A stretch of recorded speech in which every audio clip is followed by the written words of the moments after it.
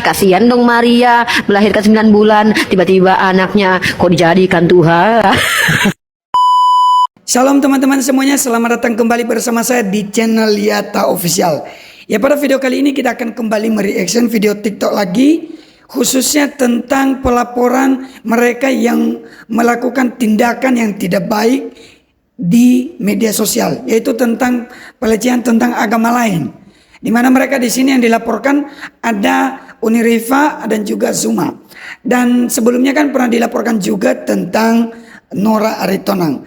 Ya, pada video ini kita menyaksikan tentang Pak Dos masih jabat yang memberikan laporan dan juga di-share di media sosial dan supaya banyak orang yang tahu. Dan ada juga banyak pendukung yang memberikan dukungan tentang mereka yang melakukan tindakan ini. Nanti kita lihat juga di kolom komentar bagaimana pendapat mereka.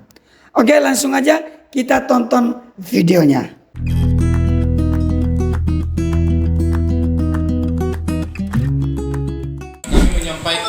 Ada beberapa hal kenapa ini sampai kok bertubi-tubi membuat laporan, tidak hanya ternyata di awal hanya yang punya akun Ratu Entok, lanjut ke Nora Aritonang, ternyata sekarang secara keorganisasian bahkan seakan-akan bahwa kita tidak menyukai salah satu agama atau kumpulan apologet yang mereka maksud dengan adanya laporan yang atas nama pemilik akun Zuma atau Bang Zuma atau sahabat Bang Zuma. Itu yang pertama, ya, yang mana tindakannya pada saat melakukan pembakaran, meludahi dan juga mengolok-olok salah satu isi Alkitab dan termasuk bagian dari simbol keagamaan kita, merpati yang merupakan Roh Kudus. Dan juga laporan kepada yang pemilik akun Unirifa, ya, dan juga mereka salah satu juga di bagian organisasi tersebut, ya, di mana dalam videonya pada saat waktu melakukan pembelaan, seakan-akan melakukan pembelaan kepada Ratu Entok dan juga apologet yang lainnya yang mencemooh, yang menista diduga terhadap isi Alkitab, ya, menafsirkan sendiri, bahkan mengatakan mengenai penafsiran Tritunggal, Trinitas, ya, di mana dalam konsep ketuhanan yang beragama Kristen, Katolik, ya, dan juga kita mengatakan bahwa Allah Bapa, Putra dan Roh Kudus, dan itu disamakan dengan alat kelamin laki-laki. Ya, maaf kata itu ada namanya yang mereka tafsirkan adalah 2 biji dan 1 batang, dan itu sangat menyakiti hati kita. Tidak hanya secara personal, tapi juga agama Kristen, Katolik terkhususnya, ya. Dan kita tidak akan membiarkan seperti itu. Kenapa? Karena masih tetap melakukan live lagi dan lagi membahas dan menista isi Alkitab dan juga konsep ketuhanan Kristen terkhususnya dan juga Katolik.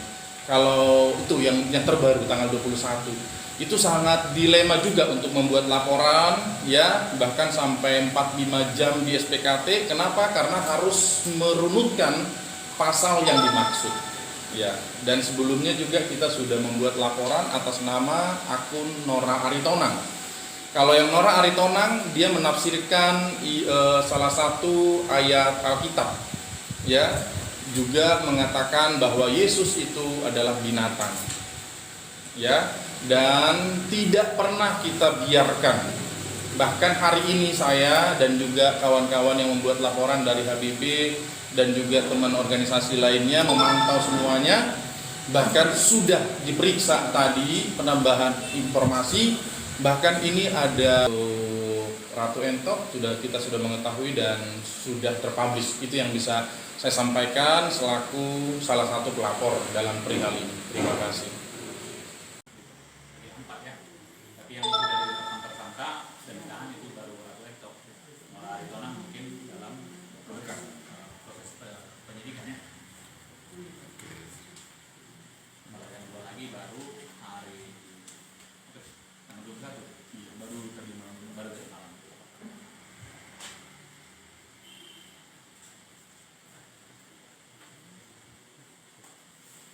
Jadi teman-teman, ternyata dalam kasus yang mau diungkapkan ini kan ada sekitar 3 akun ya. Harusnya tadi kan si Nora Aritonang, tapi itu sudah dilaporkan katanya. Dan yang kedua ini Uniriva sama Zuma.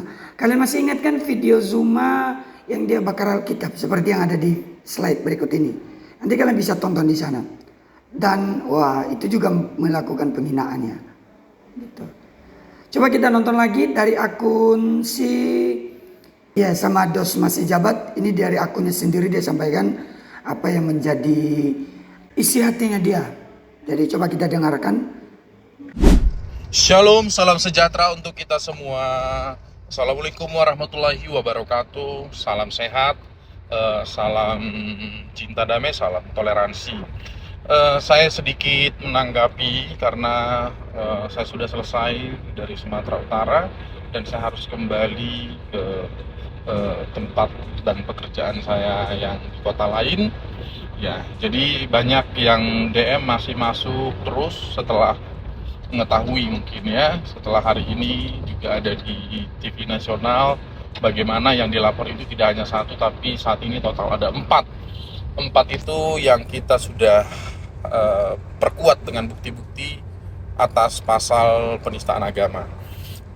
Jadi saya tekankan kembali, yang pertama, saya tidak akan takut dalam artian bukan secara keberanian secara manusiawi tapi secara keimanan ya, iman kita yang menyelamatkan kita.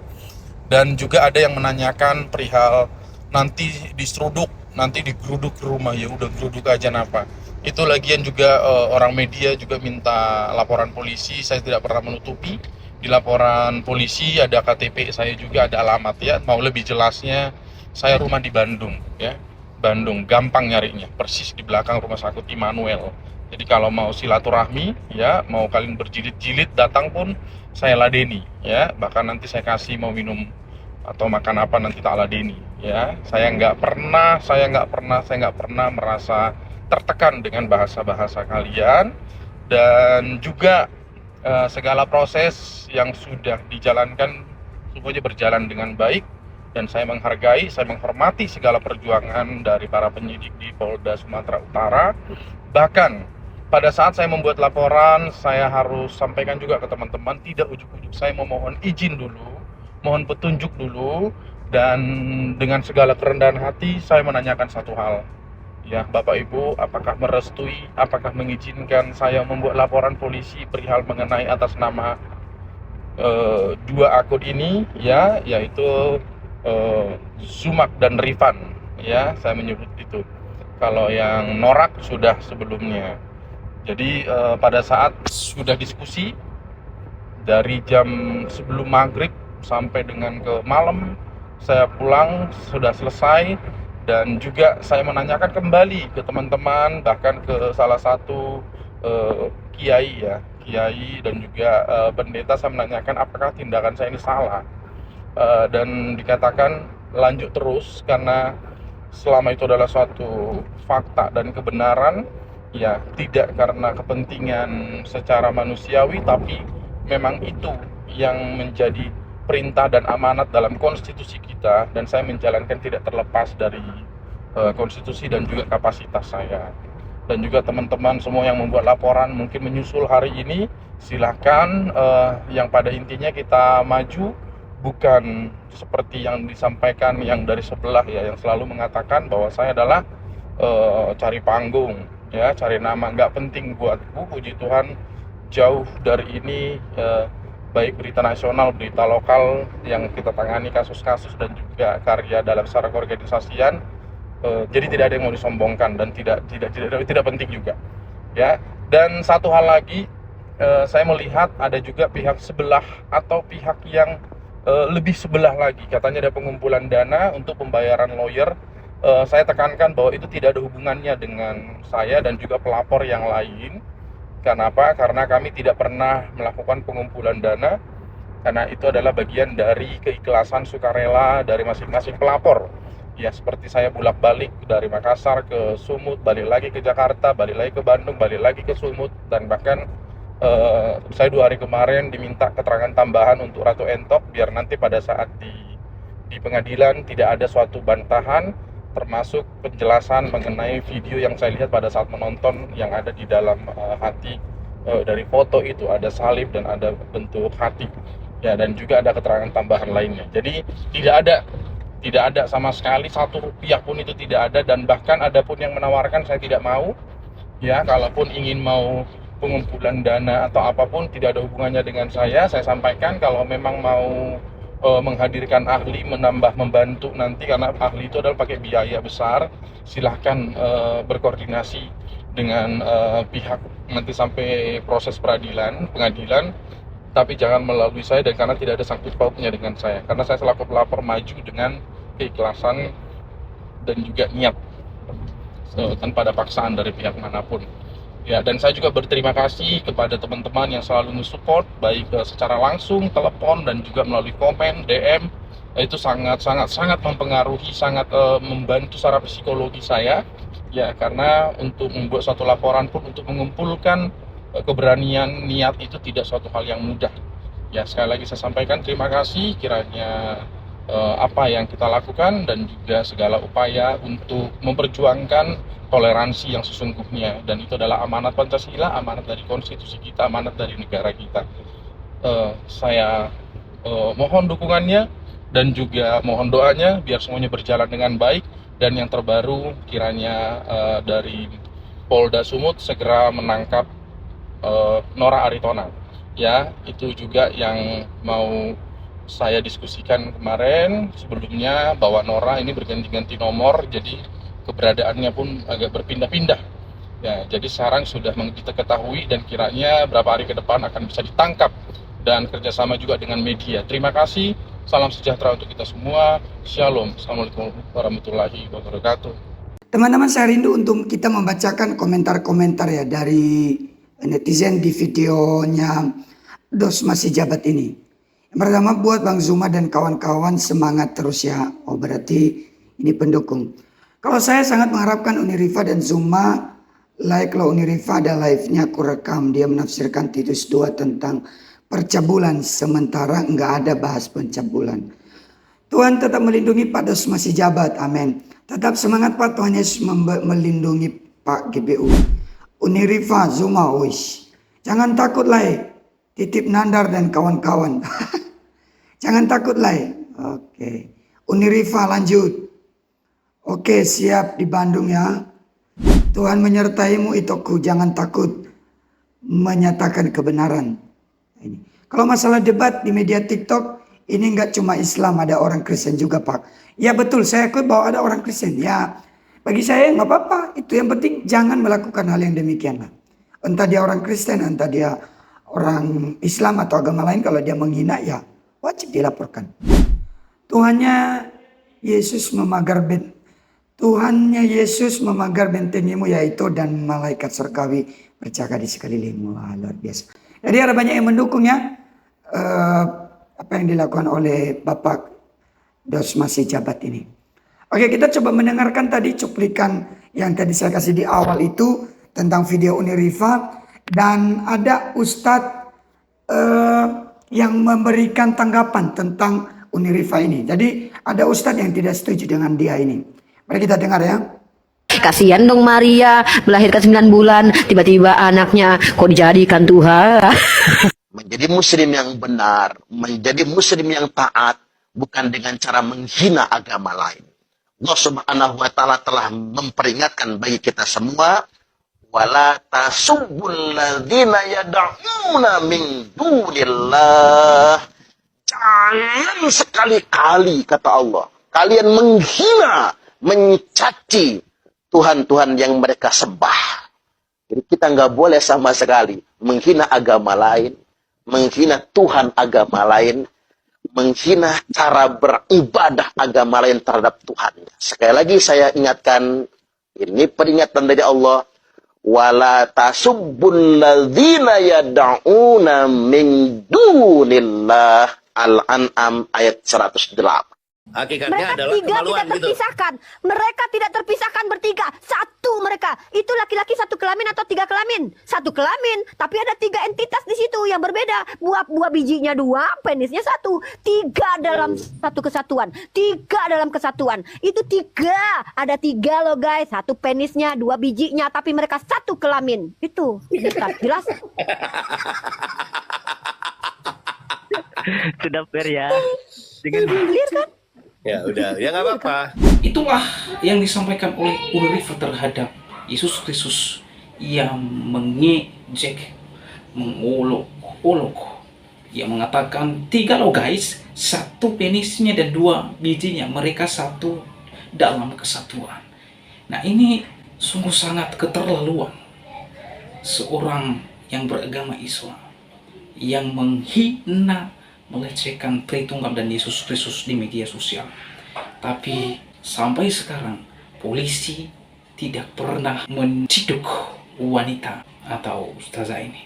Ya, saudara, apa yang saya sampaikan di sini? Yang pertama, Ustazah Ulrifa adalah seorang penistaan agama kelas kakap. Saudara, tidak perlu dibuat laporan kepada kepolisian. Polisi harus menangkap, mengadili dan memenjarakan wanita ini. Ia menyamakan sesembahan agama Kristen dengan buah belir dan alat kelamin laki-laki. Ini sungguh sangat biadab ya perlakuan wanita ini yang mengaku seorang pendakwah dan bahkan mengaku seorang ustazah, mengaku sebagai seorang yang beragama, tetapi tingkah lakunya dan sikapnya terhadap agama lain sungguh sangat keterlaluan, saudara. Nah, yang pertama. Yang kedua, Ustazah Ulrifa ini mengatakan saya mengikuti Bible. Nah teman-teman, yang mengikuti Bible dengan pola pikiran yang kurang ajar itu, ia berpikir dan menyamakan Allah Bapa dan Roh Kudus sebuah belir. Sedangkan Yesus Kristus yang menyamakan sebagai alat kelamin laki-laki, yaitu penis. Pola pikir yang kurang ajar itu seolah-olah orang Kristen memahami Tritunggal seperti yang dia pikirkan. Orang Kristen tidak memikirkan dan tidak memahami seperti yang dipahami oleh manusia yang kurang ajar ini. Tidak sama. Lagian Alkitab dan Tritunggal adalah doktrin dan pemahaman dan iman orang lain. Lalu apa kapasitas Anda sebagai agama lain? Sementara Anda tidak meyakini dan mengimani Tritunggal sebagai sesembahan Anda. Lalu belagu Anda mengutak-atik gatuk sesembahan orang lain.